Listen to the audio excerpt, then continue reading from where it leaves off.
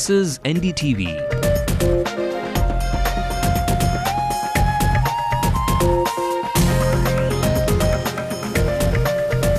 And you're watching NDTV Hindu.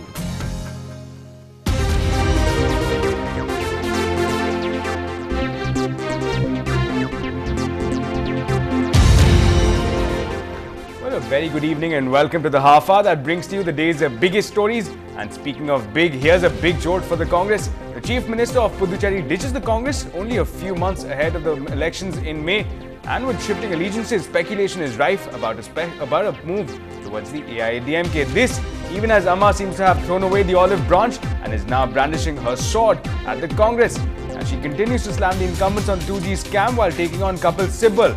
The pace of activity on the proverbial chessboard has just heated up, and our senior correspondent Peer Mohammed is tracking all of it. He'll be joining us shortly for more insights. And meanwhile, speaking of Amma taking on Kapil Sibal, all this again happening as mobile technology has taken a step forward. You can now change the provider and still keep your number, so that's finally a reason for you to smile this evening. Welcome again. You are watching Headlines Now. I'm Ashmit Kumar. I'll take you through the day's biggest developments. Let's take a look at the top stories. Jayalalitha blames the Congress and the DMK for the 2G losses, says the AIADMK will protest against the spectrum scam in Vellore tomorrow. Mass defections within parties are becoming common ahead of the assembly elections. Looks like AIADMK is coming with a new game plan. Former Puducherry Chief Minister Rangasamy resigns from his post as an MLA. Reports claim he may float his own party. Tamil Nadu government questioned on the mindless sand quarrying in its riverbeds, asked to give details of sand mining in the last 2 years. 13 murders within the span of 3 weeks. What is happening to Chennai City? NDTV Hindu special report. Your cell phone number goes mobile today. Mobile number portability rings in across the nation. The country's largest airline has a few tricks up its sleeves to keep the employees happy, probing at the funny bone with dark comedy. And Chennai City celebrates the auspicious occasion of Thaipusam today. Let's also have a look at some top stories coming in from across the country. Government stand on black money should be clear, says the Prime Minister at a cabinet meeting. You can't take precautions to stop the forest route to the pilgrimage in Sabarimala. That's the position of the High Court. The left plans to launch a countrywide agitation to protest the rising prices. Whistleblower Elmer is arrested for giving out Swiss bank secrets to WikiLeaks. The Australian Foreign Minister raises issue of CWG non-payment with SM Krishna.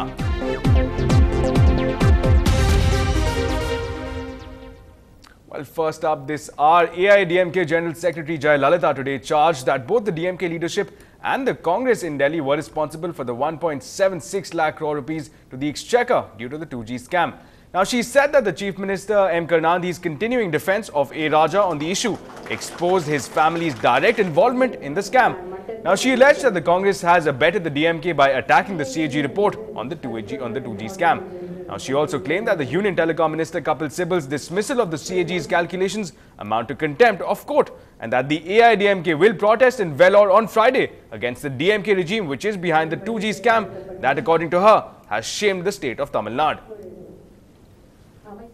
Well, with only a few months to go before Tamil Nadu votes to choose a new government, mass defections from one side to another are likely to become a common scene in the coming days.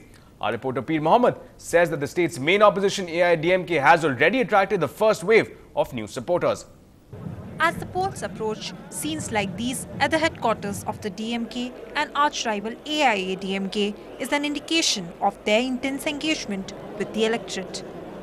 The main opposition, AIADMK, saw at least 7,000 supporters switch to its side in the first wave this week. 25 ஆண்டுகளாக DM கவல் இருந்தேன். நான் எதையும் குறை சொல்ல விரும்பவில்லை. இனிமேல் இந்த இயக்கத்துக்கு விசுவாசமாகவும் இந்த இயக்கம் வளர்வதற்கு உறுதுணையாகவும் எந்த காலத்திலும் இதுக்கு நன்றியுடன் இந்த இயக்கத்துக்கு கட்டுப்படுவேன் என்று இந்த மக்களுக்கு உறுதுணையாக இருப்பேன் என்று உறுதி கூறுகிறேன்.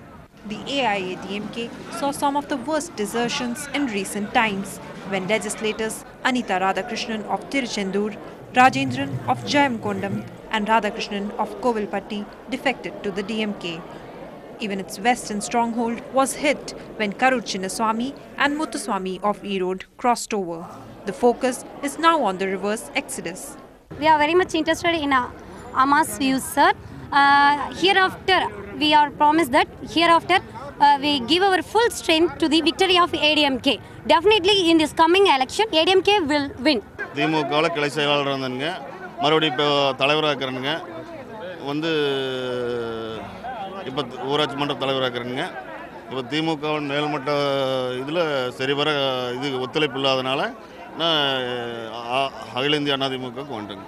While the governing DMK is expected to announce goods and services for free to win popular support as it did in the past, the AIADMK is set to welcome yet another wave of over 5,000 new loyalists this Sunday.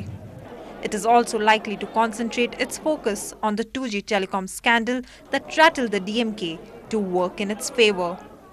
In Chennai, with P. Mohammed, this is Zoya Thomas for NDTV Hindu. Well, staying with that theme of defections, Rangasamy, the former Chief Minister of Puducherry, has resigned as the MLA. Now, he has resigned protesting what he calls the neglect of his constituency. Now, sources indicate that he is likely to launch a new party.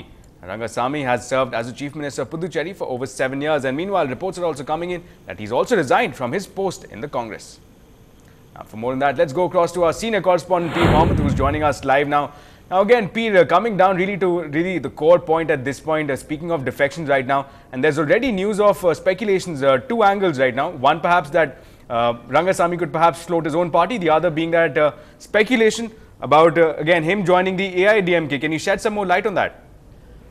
Yes, Rangasamy is going to float a new party. He may not join the AIADMK, but given the current situation that the DMK Congress alliance is very formidable now, that he has no other option now but to align with the AIADMK, because the first people to wish him after he put in his papers to the speaker in the morning, or the Puducherry state secretary of the AIADMK Anbalagan, and the another AIADMK MLA Om Sakti Seher.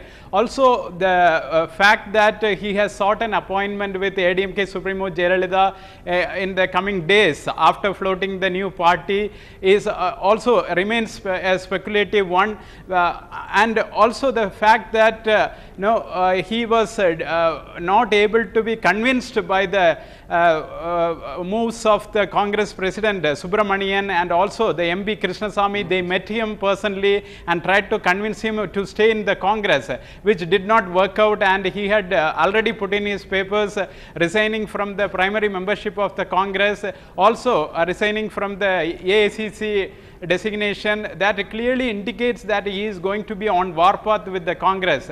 The way unceremoniously he was asked to go in August 2008, that still remains a scar on him. That is the reason he is on a warpath with the Congress. So necessarily he will align with the opposition. That is the main opposition, AIADMK, according to people who are very close to him. All right, Peter, thanks a lot for joining us and again sharing with us all those insights about, again, speculation at this point, but nonetheless those moves symbolic in nature coming in from Puducherry. With that, let's move ahead now. Coming back to Chennai, Singara Chennai is now out to make a dubious record for itself. 13 murders within the span of 3 weeks, and no reason is small enough to kill for. What's shocking is that almost all the murderers are out on bail. Now, Salim, our crime reporter, tracks this gruesome note. The new Roypet murdered to his income or his spending.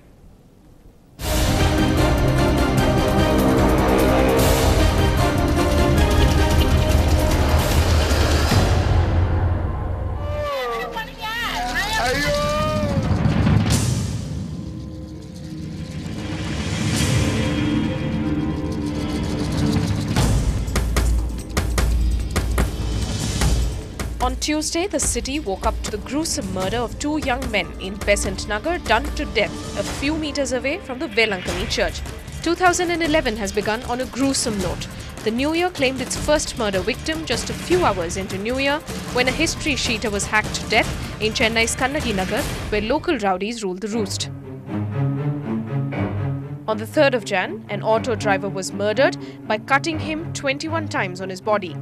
On 8th, a youth who was witness to the murder of his cousin was hacked to death in broad daylight in the busy Elephant Gate area. On the 13th, a man in Roypeta murdered his wife suspecting her of having an affair. And Tuesday's double murder in Besant Nagar was due to previous enmity. And half a dozen suspects have been hauled to prison. Records show that almost all the criminals have had previous record of crime and have come out on bail only to commit offence and return to their fenced quarters in Pural.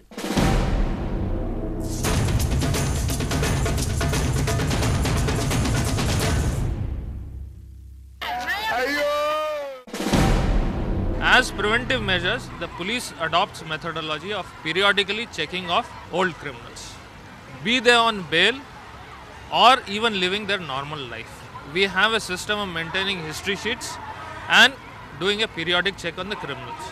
We keep checking their lifestyles, whether he is spending money commensurate to his income or he is spending more than that.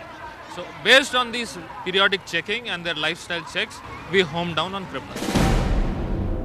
Experts say the judiciary does not consult with the police, who know the criminals better when scrutinizing bail applications. In most cases, police say history sheeters move the court, pleading humanitarian consideration.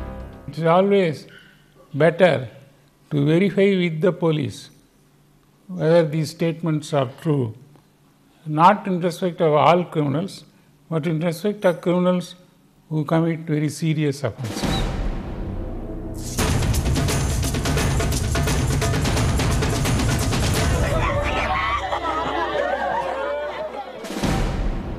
The police say they get habitual offenders to sign a good behaviour bond, and if they violate the same, then it's back to Pural for these men. May not be the most foolproof method, but the best the police can come up with. In Chennai, with Salim, Radhika Iyer, NDTV Hindu. Well, moving ahead, Madras High Court today asked some serious questions to the government of Tamil Nadu on the mindless sand quarrying in its riverbeds.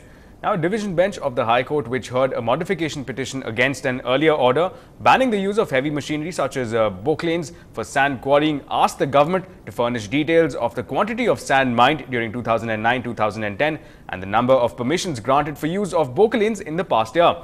Now, the court also asked the Advocate General of Tamil Nadu government to look into the submission of R. Nalakanu, CPI's Central Control Commission head, that neighbouring states of Kerala and Andhra Pradesh have banned the use of boklanes in sand quarrying to protect their water resources. கேரளாவில் அரபே 2001 உள்ள சட்டப்படி இன்று வரை ஆத்து மணல் அள்ளக்கூடாது, Poclain வைத்து அள்ளக்கூடாது என்ற அங்கே சட்டம் தடை சட்டம் கொண்டு வந்து விட்டார்கள். அதற்குரிய 2 வருஷ தண்டனையும் என்று அறிவித்திருக்கிறார்கள். பொக்லின் என்பதோடு எந்திரங்கள் பயன்படுத்தக்கூடாது, கொல்லி வலை என்ற மணல் அரிக்கக்கூடிய வலை பயன்படுத்தக்கூடாது என்று கேரளாவில் 2001 சட்டம் இருக்கிறது என்பதை எடுத்து காட்டினோம். ஆந்திராவிலும் அந்த பொக்லின் பயன்படுத்தவே கூடாது என்று 2006 வருஷ சட்டம் இருக்கிறது. ஆனால் கேரளாவிலும் ஆந்திராவிலும் இருக்கும் பொழுது தமிழ்நாட்டில் பொக்லினை பயன்படுத்துவது அனுமதிக்க கூடாது. And well, MNP is the buzzword today. Change the provider and keep your number. No longer will you be held to ransom. We bring you a simple 5-step process on how to change your mobile service provider on the other side.